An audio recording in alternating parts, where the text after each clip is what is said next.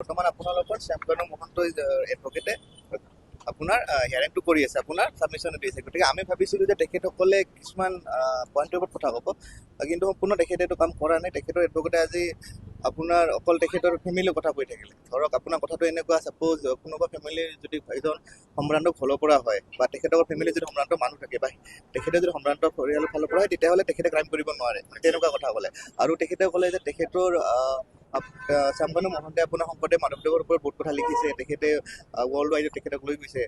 তাৰ মিনিংটোতো এইটো হ'ব নোৱাৰে যে তেখেত এইটো কেছত জড়িত হৈ থাকিব নোৱাৰে, মানে তেখেতসকলে অধিবক্তা অলৰেডি তেখেতৰ হিষ্ট্ৰীৰ কথাই ক'লে ইয়াত। আমি ভাবিছোঁ কিছুমান কথা তেখেতসকলে আনিব পইণ্টত, তো আল্টিমেটলি এইবোৰ নকয়, তেখেতে এইবোৰ কথা কৈ আছে।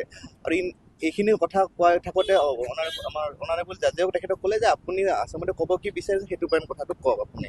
আৰু আমাৰ ফালৰ পৰা পি ছাৰে তেখেতক মাজতে মানে ইণ্টাৰফেয়াৰ কৰি ক'লে যে আপুনি যিটো মানে আপোনাৰ ল'ৰ কথা বা যিখিনি আপোনাৰ কোৰ্টৰ কেছৰ কথা, কেছৰ লগত ৰিলেটেড কি কথা আছে সেইখিনি কথা কওক, কাৰণ এতিয়া আৰু সময় নষ্ট কৰিব নালাগে।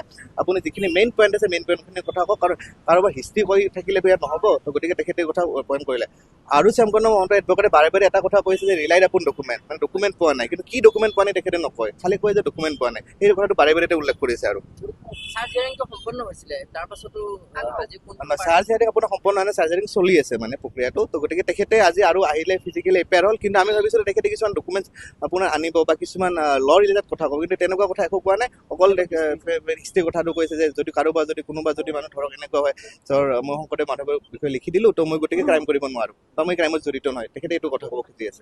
আৰু যিহেতু তেওঁ ইমান দিনে ভিডিঅ' কনফাৰেন্স যোগে মানে ওকালতি কৰি আছিলে, হয়। আৰু আজি তেওঁ সুখৰীৰে আহিছে, মানে সেইখিনি কথাই কৈ আছে নেকি যিখিনি ভিডিঅ' কনফাৰেন্সত কৈ আছিলে? ভিডিঅ' কনফাৰেন্সত তেখেতে কথাখিনি ক'লে অলৰেডি, তেখেতে যিখিনি পইণ্ট ৰাখিব লাগে সেইখিনি পইণ্ট ৰাখিলে। কিন্তু আজি তেখেতে আমি ভাবিছিলোঁ যে কিছুমান বস্তু তেখেতে ঘৰৰ কেছ ল'ব বা কিবা তেনেকুৱা কথা ক'ব, কিন্তু তেখেতে সেইবোৰ নকয়, তেখেতে অকল হিষ্ট্ৰীৰ কথাটো কৈ থাকিলে।